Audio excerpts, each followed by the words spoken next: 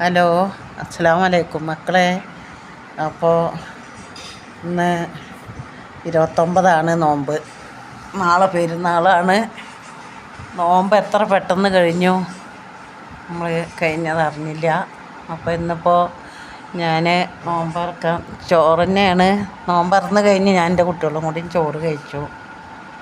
വേറെ ഒന്നും ഉണ്ടാക്കിയില്ല. കുറച്ച് ജ്യൂസും ഉണ്ടായിരുന്നു, ജ്യൂസ് അടിച്ചു, അതും കൂടി കഴിച്ചു. അങ്ങനെ നമ്മുടെ ഈ വർഷത്തെ റമളാൻ കഴിയാണ്. കഴിഞ്ഞില്ല, ഞാൻ 60 എടുക്കണം. പക്ഷേ ഇന്ന് ചെറിയൊരു വീഡിയോ തന്നെയാണ് കേട്ടോ മക്കളെ. ഇനി ഇത് കഴിഞ്ഞിട്ട് വീഡിയോസുകൾ ഇടണം.